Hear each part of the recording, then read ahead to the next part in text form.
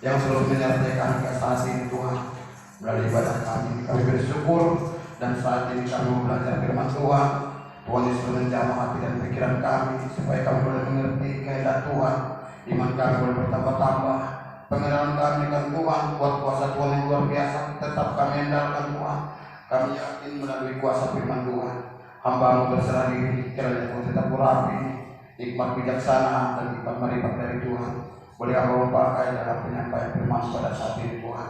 Kami siap untuk menyampaikan firman-Mu, dalam nama Yesus Kristus kami berdoa. Kami menolak dan mematikan segala kuasa-kuasa kegelapan, segala tipu daya iblis. Kami hancurkan dalam nama Yesus. Roh yang melemahkan kami, yang membuat kami tidak mengerti firman Tuhan, kami tolak dalam nama Yesus.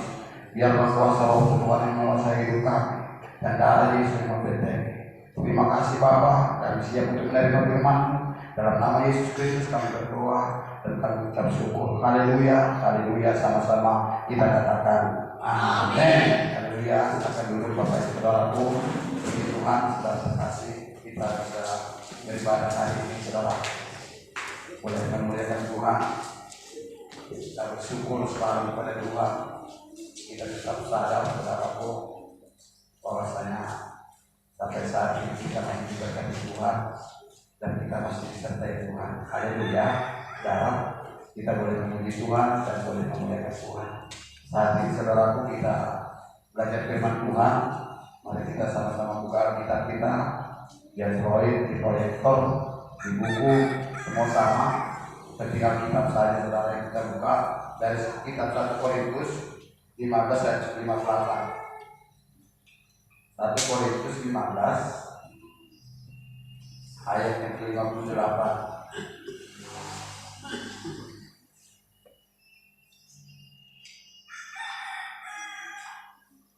Satu Korintus 15 ayat yang ke-58. Sama-sama saudaraku kita membaca biar sama-sama bisa diberkati, sama-sama kita kuat dalam Tuhan, dan sama-sama kita merasakan kebaikan Tuhan. 1, 2, 3 ya. Karena itu saudara-saudara yang dikasih, berdirilah teguh, jangan goyah, dan biarlah selalu dalam pekerjaan Tuhan. Sebab kamu tahu bahwa dalam persekutuan dengan Tuhan, jerih payahmu tidak sia-sia. Amin. Puji Tuhan, Bapak Ibu Saudara terkasih, firman Tuhan buat kita, saudaraku, umat Tuhan, kita semua yang di gereja Tuhan Kristus dan umat Indonesia ini, saudara. Firman Tuhan buat kita hari ini supaya kita, saudara terkasih, teguh di dalam Tuhan. Jangan gampang goyah. Amin. Jangan gampang lemah, tapi tetap kuat dalam Tuhan. Saudaraku, Tuhan tidak ingin kita goyah, kita lemah rohani kita. Tuhan tidak ingin itu. Tuhan tidak ingin kita gampang-gampang saudara terkasih jatuh dalam kegagalan rohani. Tapi yang Tuhan inginkan, kita semua berhasil dalam kehidupan kita dan Tuhan. Tuhan tidak pernah menginginkan satu orang pun masuk neraka, tidak. Tapi yang Tuhan inginkan supaya semua manusia masuk surga. Itu. Maka dikatakan saudaraku, dia yang menyuruh hamba Tuhan supaya pergi menjadikan semua bangsa murid.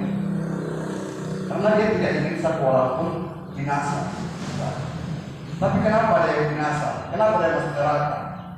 Itu karena tipu daya iblis. Tuhan gak pernah siapkan neraka untuk manusia. Karena iblis berontak di surga, dulu dia malaikat. Lalu dia berontak, lalu dia dibuang di bumi, menunggu harinya dia ditangkap dan dimasukkan ke jurang maut yang disebut juga di situ neraka. Itu bagian iblis. Tapi karena iblis merasa dia tidak dihargai, justru dia merasa manusia lebih dihargai daripada dia. Maka dia berkata, apa rupanya manusia itu? Kenapa kau lebih peduli kepadanya? Kata iblis kepada Tuhan. Dia cemburu. Lalu dia berusaha mempengaruhi manusia supaya ikut dia di neraka. Namun sebenarnya Tuhan tidak pernah menciptakan neraka itu untuk manusia. Tidak. Dan kenapa ada manusia yang masuk neraka? Karena ditipu iblis. Karena iblis menipu. Dia mencuri, membunuh, membinasakan, mencuri pengertian kita akan Tuhan, mencuri firman Tuhan. Kalau kita sudah tahu firman Tuhan, dia berusaha supaya kita tidak percaya pada firman Tuhan itu. Maka dia tipu. Maka untuk itu saudara kasih, Tuhan katakan kepada kita, berdirilah teguh, jangan goyah. Sekali ikut Tuhan, tetap ikut Tuhan. Sekali bertumbuh dalam Tuhan, bertumbuh terus dalam Tuhan. Kenapa orang saudara banyak gampang aja tidak agama? Karena nggak teguh dalam iman kepada Tuhan. Dianggap agama itu semua sama. Padahal agama tidak semua sama, saudaraku. Agama boleh artinya sama-sama cinta damai. Namun saudaraku, untuk jalan keselamatan itu hanya ada dalam Yesus Kristus. Itu saja, saudara. Lalu karena iman yang tidak kuat, maka gampang saja saudaraku meninggalkan agamanya. Maka Tuhan inginkan kita kuat di dalam Tuhan, tertanam dalam Tuhan. Begitu juga tertanam dalam sidang Tuhan. Jangan gampang goyah, saudara terkasih. Jangan gampang terpengaruh oleh angin-angin dunia ini atau angin-angin pengaruh-pengaruh dunia ini, saudara. Itu yang membuat gampang goyah. Pengaruh-pengaruh dunia yang jahat ini, saudara.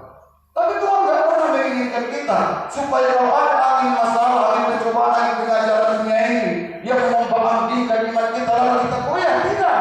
Tuhan tetap katakan kamu harus kuat, berdiri dalam teguh, jangan goyah, kata Tuhan, saudara. Maka itu saudara terkasih, saya mau katakan kepada kita, berdirilah. Sekali itu Tuhan, tetap itu Tuhan. Amin. Sekali bertahan di gereja, kalau di desa dan jemaat gereja, tetap bertahan di sini. Jangan gampang goyah. Maka kan tidak heran di sini ada umat Tuhan jiwa baru dan firman. Dulunya dia saudara terang, tapi setelah di sini kok bisa berubah. Lalu begitu juga sebaliknya saudara terkasih. Kalau sudah keluar dari sini ada lagi yang berubah lagi, tapi bukan berubah cara yang lebih baik. Kenapa begitu? Berarti ada sesuatu yang perlu kita pikirkan, yang perlu kita renungkan. Kita harus tertanam dalam satu sidang Tuhan. Gereja sudah kita sudah jelas. Haleluya. Lalu bagaimana supaya kita tertanam, saudaraku? Supaya kita tertanam, kita lihat dalam Lukas 6 ayat 46. Lukas 6 ayat 46. Supaya kita tetap kuat dalam Tuhan. Jangan menggoyah, jangan terombang-ambing. Perlu kuat, saudara. Teguh artinya kuat, artinya tertanam. Begitu, saudara. Dalam Lukas 6 ayat 46. Nah, sama-sama kita membaca. Mengapa kamu berseru kepadaku, Tuhan, Tuhan, padahal kamu tidak melakukan apa yang aku katakan? Saudara terkasih, supaya kita kuat dalam Tuhan, lakukan apa kata Tuhan. Lakukan perintah Tuhan ini. Kamu tidak melakukan apa yang aku katakan. Itu firman Tuhan. Yang Tuhan katakan itu adalah firman Tuhan. Kalau kita mau kuat, teguh dalam Tuhan, jangan gampang goyah. Syaratnya lakukan firman Tuhan. Pasti kita kuat. Kenapa gampang goyah? Tidak lakukan firman Tuhan. Berdoa sih berdoa, bergereja sih bergereja, tapi tidak melakukan firman Tuhan. Ini yang membuat orang gampang goyah. Itu. Maka dikatakan, mengapa kamu berseru kepada aku? Mengapa kamu berdoa? Sedangkan kamu tidak melakukan apa yang aku katakan. Kalau kamu berdoa kepada aku, kalau kamu tidak lakukan perintah, kamu tidak kuat. Itu maksud Tuhan. Kalau kamu hanya sekedar bergereja, karena orang punya gereja, kamu pun punya gereja. Karena kamu takut nanti ada anakmu menikah, lalu tidak ada menikahkan, lalu kamu punya gereja, tapi ada sebagai anggota gereja saja, tapi tidak menjadi pelaku firman Tuhan. Kamu nanti goyah, kata Tuhan. Saudaraku, gereja jangan hanya buat untuk yang menikahkan anak. Karena sekarang sudah ada yang menikah. Enggak mesti punya gereja pun. Kalau di kota sekarang anak-anak orang Kristen bisa dinikahkan dari suatu biro nikah. Lalu apakah fungsi gereja? Untuk membangun iman, supaya iman kita bertumbuh, pengenalan kita dengan Tuhan semakin meningkat. Begitu. Kalau cuma untuk menikahkan anak, ada biro nikah. Kalau untuk saudaramu mensakrali yang meninggal, banyak pendeta bayaran zaman sekarang Saudara terkasih, saya tidak salahkan atas siapapun pendeta, tapi zaman sekarang banyak pendeta bisa dipanggil. Banyak. Bapak Ibu bayar 1 juta saja sudah cukup lah itu. Yang mati pasti di sakramen, saudara. Kalau hanya sebatas itu, lalu datang ke gereja hanya sekedar bergereja, lalu saudara berdoa sekedar berdoa, tidak mengerti apalagi doa, saudara. Tapi firman Tuhan dilakukan gampang goyah. Coba terus nanti ayat nomor 7. Setiap orang yang datang kepada aku dan mendengarkan perkataanku serta melakukannya, aku akan menyatakan kepadamu dengan siapa dia disamakan. Nanti kita masukkan ke proses dengan siapa dia disamakan. Tapi mau saya katakan, setiap orang yang datang kepada Tuhan pasti dia mendengarkan firman Tuhan. Tetapi orang yang datang kepada Tuhan mendengarkan firman Tuhan, ada 2 kelompok.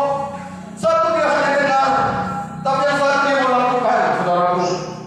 Orang yang hanya dengar tapi tidak lakukan, inilah yang gampang goyah itu. Tapi kalau kita dengar dan lakukan, nah coba ayat berikutnya, dan lakukan, kita akan kuat, saudara. Jadi orang